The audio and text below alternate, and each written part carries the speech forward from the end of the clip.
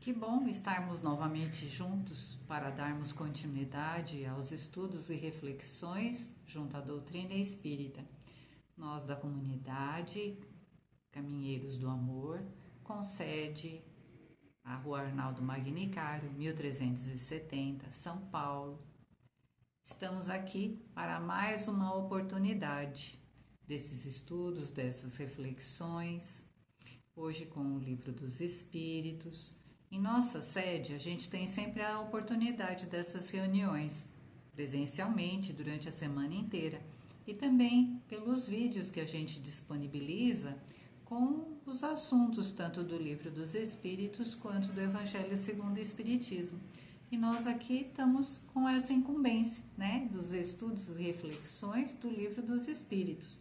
Mas antes da gente começar, vamos fazer a nossa prece, pedindo a bênção do Mestre Jesus, da espiritualidade amiga, do nosso mentor, protetor, o nosso querido irmão que nos acompanha durante essa nossa existência, que ele que nos conhece tão bem e já de bastante tempo, possa nos auxiliar no entendimento das lições trazidas, que possamos fixar esses conhecimentos e que ele nos ajude no nosso dia a dia, a cada oportunidade, colocar esses ensinamentos em prática, porque é isso que vai concretizar esse nosso saber, vai concretizar o amadurecimento do nosso espírito.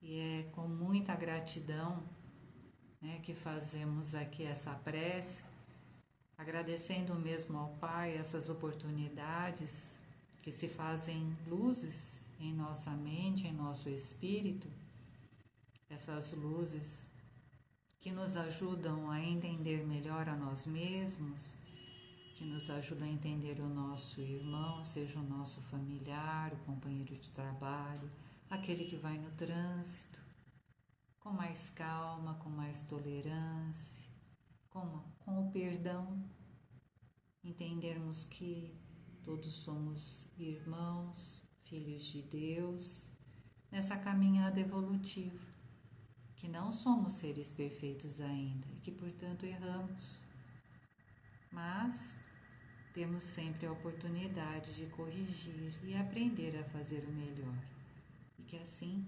possamos fazê-lo.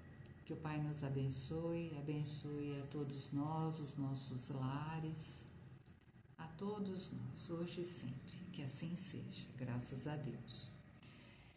Então, vamos serenando a nossa mente, o nosso coração, porque para a gente poder entender, não dá para a nossa cabecinha ficar pensando em muitos outros assuntos no mesmo instante que a gente está aqui fazendo as nossas reflexões, as nossas leituras, não é? Então, que a gente possa ter esse momento de tranquilidade, de poder se assentar, trazer até o Livro dos Espíritos para perto, para poder acompanhar, que é muito bom, não é? As palestras, elas são maravilhosas, é muito bom ouvir, mas cada um de nós tem a sua responsabilidade, não é?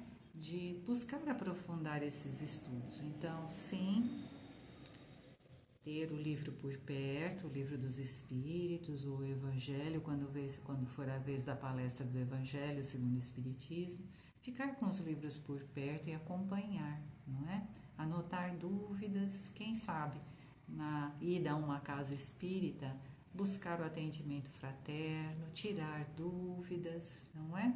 Assim a gente vai crescendo, vai amadurecendo. E hoje o assunto é doutrina espírita, esse farol, né, que espargiu tantas luzes e continua espargindo para a humanidade poder enxergar-se melhor, enxergar a Deus, as suas leis, poder caminhar com mais acerto, com mais tranquilidade, sem tanta dor, sem tanto sofrer, com mais alegria, não é? É a doutrina espírita, essa bênção que o Pai nos oferece, não é? é Jesus e esses emissários do amor, que são todos os espíritos comandados por ele, que em conjunto trouxeram, não é, para esse nosso querido irmão, o Allan Kardec, que antes era o Denisard, né? Um homem de muita ciência, de muito saber, que buscou conhecer os fenômenos, as mesas girantes, o que elas estavam produzindo. E aí, à medida em que ele vai estudando, vai pesquisando, vai entendendo, ele se torna o Denisard. De Denisard ele se torna Allan Kardec, desculpa, não é? Esse nosso irmão codificador da doutrina espírita. Muito bem, e aí os espíritos, não é? Esses espíritos superiores foram trazendo todas as informações necessárias para compor, né, esses livros que trazem para a gente tanto conhecimento. O Livro dos Espíritos, o Evangelho, o Livro dos Médiuns, a Gênese, o Céu e o Inferno, não é? Muito bom. E hoje a gente está aqui no Livro dos Espíritos. Deixa eu pegar aqui. Nós estamos no livro 3º, a gente está dando continuidade, não é? No capítulo 8 desse livro 3º, o livro 3º é o finalzinho do Livro dos Espíritos, é onde a gente tem as leis naturais, as leis divinas ou morais, não é? São as leis que comandam o universo, tudo que existe, inclusive nós, não é? E a gente está aqui na lei do progresso, que é esse capítulo 8º, e no item que vai falar sobre a influência do espiritismo no progresso. A gente não ouve sempre dentro da doutrina que Deus cria todos simples, ignorantes, com destino à perfeição. Então a gente passa por todas as fases progredindo. E qual é a influência então da doutrina espírita nesse progredir dos espíritos, né? Nessa evolução que se faz? E hoje a gente vai trabalhar as questões 800, 801 e 802, como a gente tinha falado, que é sempre bom trazer o livro perto para ir acompanhando, vocês acompanhem aí essas questões, não é? Então, a princípio, né, a gente, antes de entrar propriamente aqui nessas questões, na 800, porque o item já começou a ser estudado desde a semana passada, então a gente vai fazer assim só um preâmbulo, né, uma entradinha para a gente degustar um pouquinho de conhecimento para depois a gente entrar realmente nas questões, não é? Então a gente poderia dizer assim, bom, a doutrina espírita, não é? Então, o que é essa doutrina espírita? É esse conjunto de informações que o plano maior, com a permissão do Pai e coordenado por Jesus, traz para a humanidade, né? Para que a humanidade então possa se alimentar destas informações, poder entender melhor o que está fazendo, né, aqui nesta dimensão terrena, qual é a sua verdadeira origem, o que são as leis divinas ou a lei de Deus, né, a quem elas regem. Então, o Espiritismo ele vem trazer, a doutrina espírita vem trazer todas essas verdades, vem descortinar uma porção de coisas que antigamente ficavam no campo dos milagres, do sobrenatural. Então vem falar dessa relação nossa dos encarnados com o plano espiritual, né? Que após a morte a vida continua, que a morte é só uma passagem, mas a vida é uma só, a gente vai passando por muitas experiências. Então continuamos vivinhos, sem o corpício, mas vivos. Então a doutrina vem trazendo todas essas informações para a gente. Esse Essa última parte do Livro dos Espíritos, ela se liga bastante ao Evangelho segundo o Espiritismo, mesmo porque, como nós falamos, essa terceira parte do Livro dos Espíritos, ela vai falar sobre as leis morais. E onde que na obra da doutrina espírita a gente encontra as leis morais? A gente encontra no Evangelho segundo o Espiritismo. Então, hoje, eu fui pegar lá no Evangelho segundo o Espiritismo, primeiro capítulo, né, do Evangelho segundo o Espiritismo. No primeiro capítulo, no item 5, o título é O Espiritismo.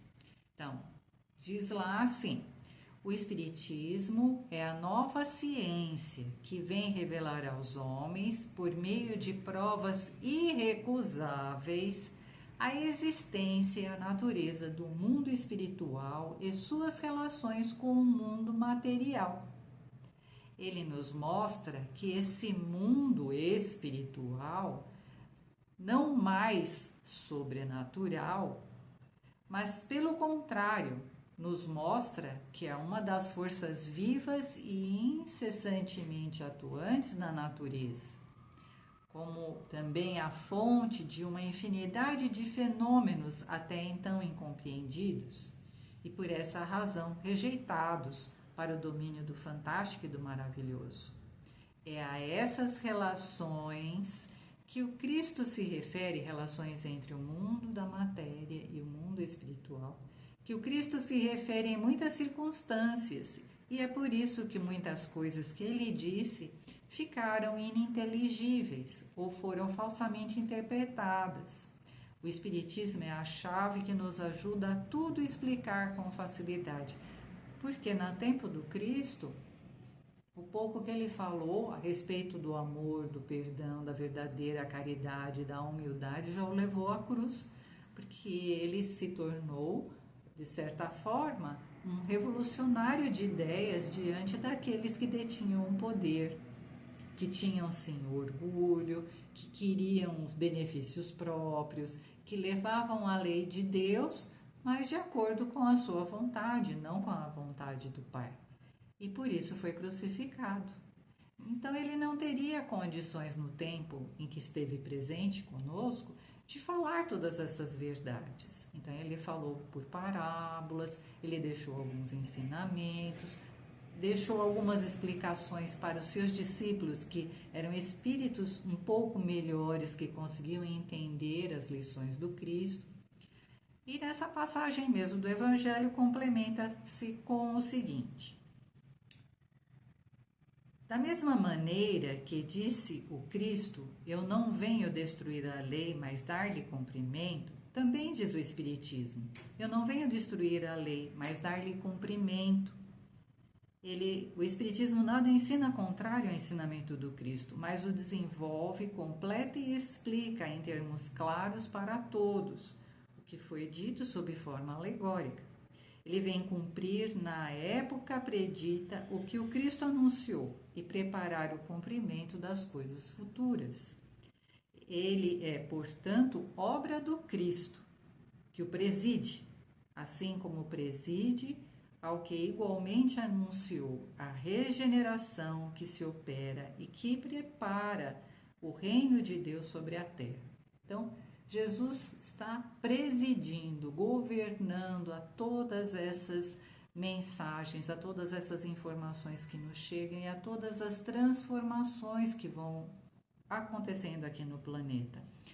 E é lógico que as coisas, as informações, as orientações, elas vão chegando na medida da condição da nossa maturidade espiritual, como a gente diz, né? O pai ou a mãe, os familiares ensinam as crianças na medida da condição do entendimento delas. Não adianta a gente querer ensinar tudo para uma criança, ela não vai ter condições de entender, ou se ela conseguir captar todas as informações, talvez ela fique com medo, não é? Ou ela fique chocada. Então, cada coisa tem que vir a seu tempo, e é isso que acontece com a doutrina espírita, não é? É a terceira revelação. A gente teve Moisés naquela época antiga, não é? Depois vem Jesus, e Jesus já deixa prometido a vinda do Consolador prometido, que é a doutrina espírita, que chega no momento certo, no momento em que, infelizmente, a humanidade estava também descrente, lá naquela época de Kardec, bastante negativa, a fé que havia no momento já não sustentava mais, então vem a doutrina e aquilo é como se um farol grande, poderoso, se acendesse na humanidade, que vem, né, iluminando a gente e continuará, né, iluminando. Muito bem, e ele diz então que tudo está certo no momento certo. Isso. E agora sim a gente tem condição para ir lá para as nossas questões. Na questão 800, o Kardec pergunta assim lá para o plano espiritual. É muito interessante acompanhar o raciocínio do Kardec, porque o Kardec é pedagogo, né? Esse irmão Denizar que nós falamos lá no início, ele tem muito conhecimento da área pedagógica, porque ele era professor, né? Não era qualquer professor, ele era né, nível superior. Então ele conhece como colocar as ideias. E o Livro dos Espíritos, ele é formulado, né, com questões exatamente para nos auxiliar a entender. E parece muitas vezes que o Kardec está fazendo as perguntas que nós gostaríamos de fazer para o plano espiritual. Então a gente pergunta assim, nossa, mas o Kardec está perguntando isso, não é? Para o plano espiritual, mas é lógico que ele está perguntando, ele está fazendo o nosso papel lá na frente do plano espiritual, para a gente poder depois também entender, não é? Então vamos ver. Não é de temer que o Espiritismo não consiga vencer a indiferença dos homens e o seu apego às coisas materiais?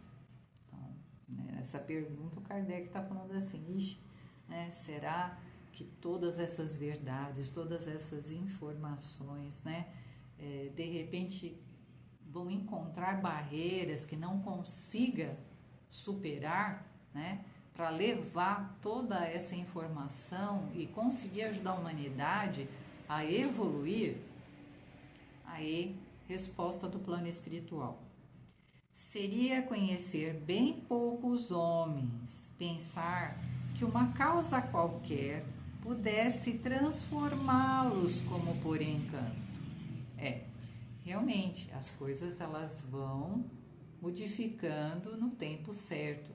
Não é a força, não é? O plano espiritual, presidido por Jesus, traz as informações, mas cada um de nós vai fazendo a sua caminhada, vai buscando, vai se informando, vai praticando e vai entrando por esse caminho, que é o da porta estreita, né? Vai entrando por esse caminho, deixando para trás o homem velho, né? O das vantagens, o do querer primeiro para si e depois para os outros. Então, a gente vai deixando para trás aquele homem cheio de defeitos, né? Apegado à matéria, às sensações, às paixões e vai caminhando. Mas assim, é milímetro por milímetro. Às vezes as pessoas falam assim, ixi, fulano não vai mudar nunca. Lei do engano, porque até as pedras mudam. Nenhuma pedra fica no lugar para sempre. Quando vem a chuva, né, os temporais, as pedras rolam. Os seixos dos rios, aquela pedrinha redonda, é redonda de tanto rolar. Ela não era redondinha, ela ficou redonda por causa do atrito, não é? Então, até as pedras se movimentam. Então, é lógico que a gente também vai modificar. Ai, mas demora. Sim. E é bom demorar.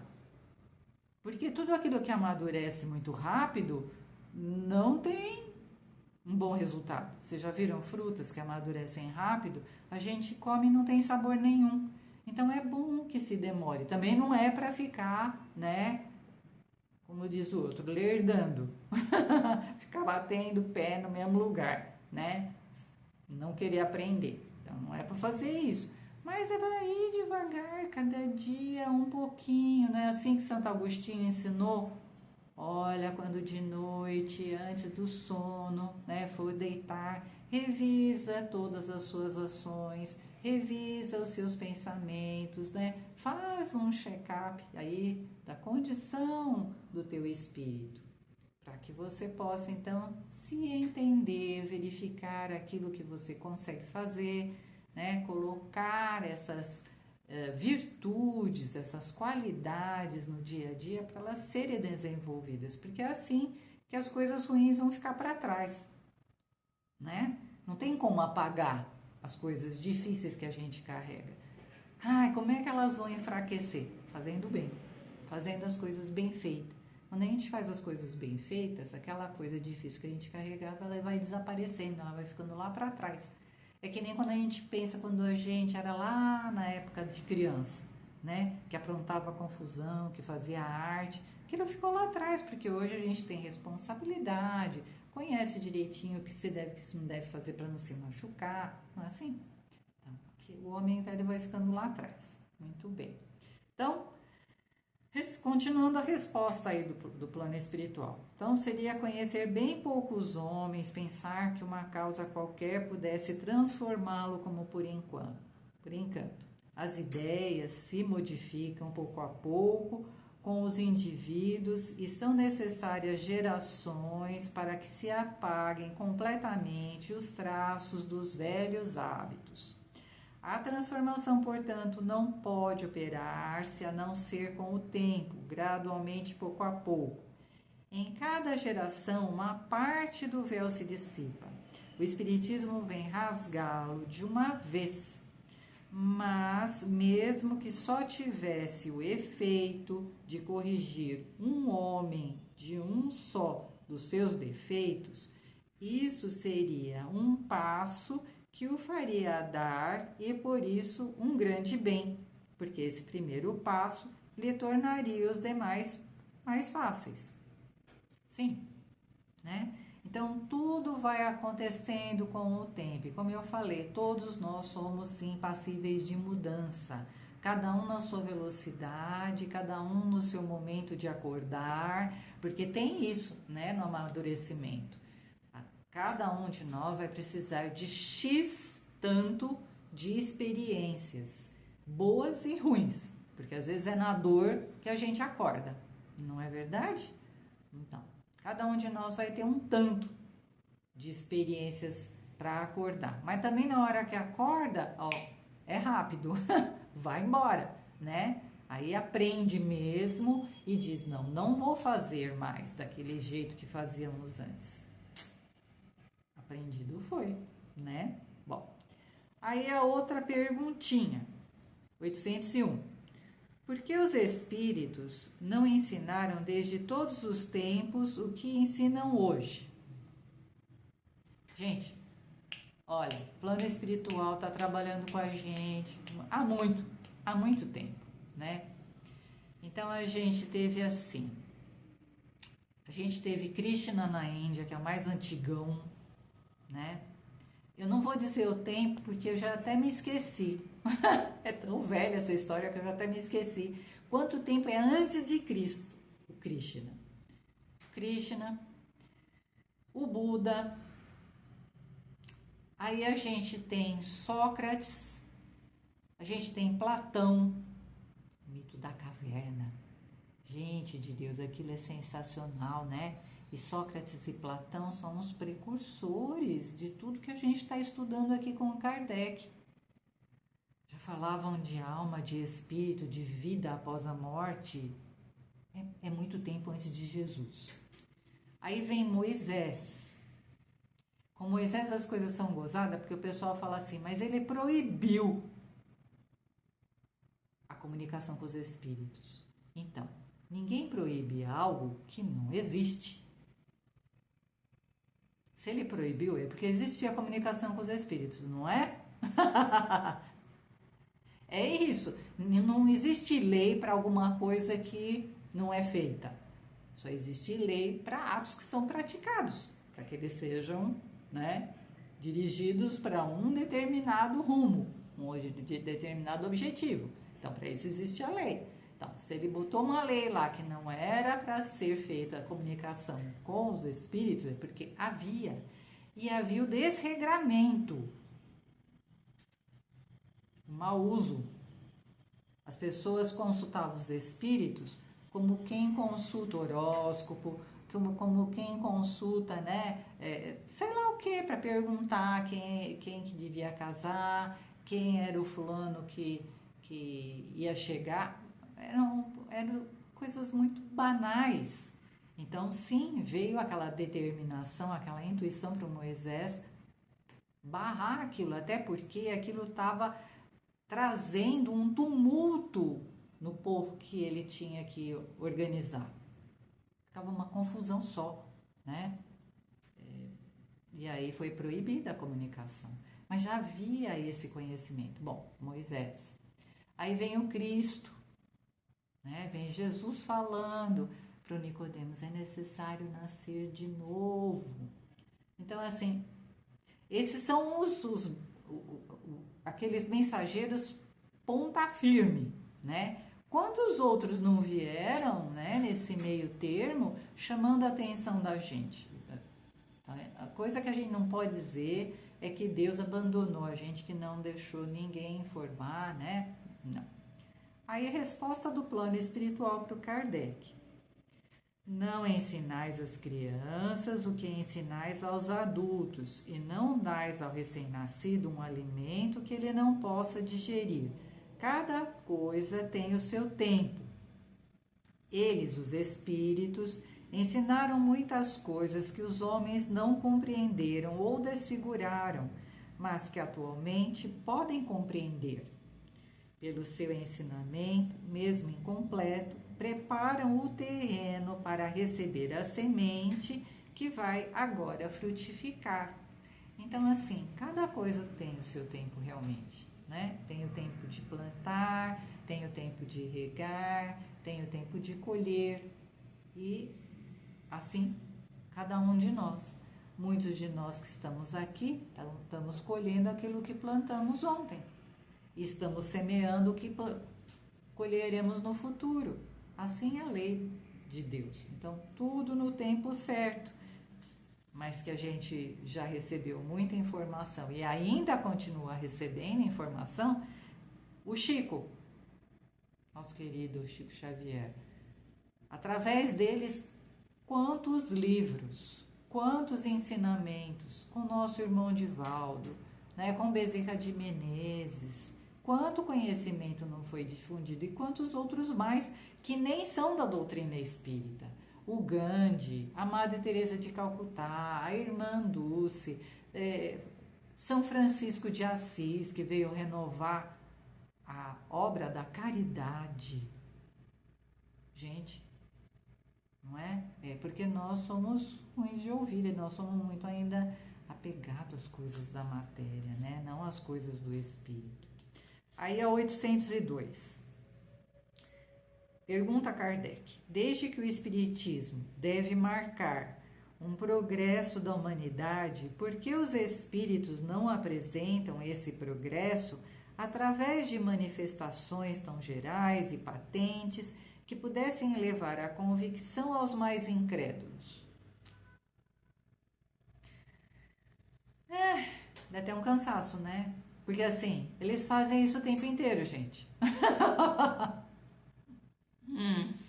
Com Kardec foram as mesas girantes, tá? Precisava chamar a atenção da humanidade.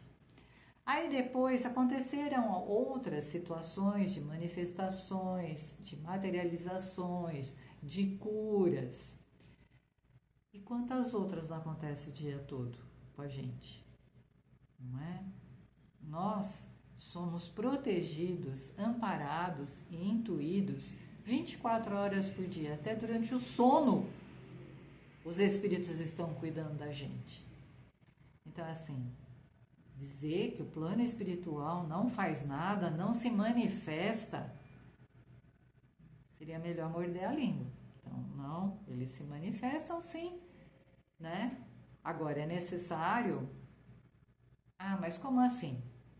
Né? Mas eu não ouço nada, eu não vejo nada. Talvez porque estejamos muito apegados às condições do dia a dia, né? Ao que um falou, ao que o outro deixou de falar, ao que temos que fazer, que deixamos de fazer. e não damos um tempinho para as reflexões, o entendimento espiritual, o entendimento da vida, sentar e fazer uma prece, conversar com Deus, descobrir o que Ele está pedindo para a gente a cada desafio que se apresenta na vida, para poder entender, ouvir, porque daí a gente começa a ouvir, né? Desde que a gente queira ouvir o que eles têm para falar. Porque às vezes a gente quer ouvir o que a gente quer ouvir. Então, não. Estar dispostos a ouvir aquilo que eles têm para ensinar. E aí a gente vai ouvir. Muitas vezes não é aquilo que a gente quer ouvir. Mas você vai ouvir. Desde que você esteja disposta a aprender, né? Então, resposta do plano espiritual. Desejaríeis milagres, mas Deus os semeia a mãos cheias nos vossos passos e tendes ainda os homens que os negam. O Cristo, Ele próprio, convenceu os seus contemporâneos com os prodígios que realizou, mas nem Cristo, né? Não vedes ainda hoje os homens negarem os fatos mais patentes que se passam aos seus olhos? Não tendes os que não acreditariam mesmo quando vissem? Não, não é por meio de prodígios que Deus conduzirá os homens. Na sua bondade, Ele quer deixar-lhes o mérito de se convencerem através da razão, da fé raciocinada. É isso que é o Espiritismo. É a fé raciocinada, não a fé dogmática, não aquela fé que a gente pede perdão, mas não melhora, né? Pede misericórdia a Deus, mas não melhora. Não aquela fé de oferecer, dar oferendas, né? Fazer promessas, fazer penitências. Não é essa fé. A fé raciocinada, que vai buscar Deus para entendê-lo finalmente e se entender com Ele também. E aí as coisas começam a melhorar, não é? Então, que todos possamos buscar esses ensinamentos, fazer as nossas reflexões e amadurecer como uma fruta gostosa, não é? Devagarinho, cada tempo o seu tempo de aprendizado, nada com pressa, né? A pressa não é boa companhia, é devagar e sempre, não é? É esse o ritmo do bom cristão.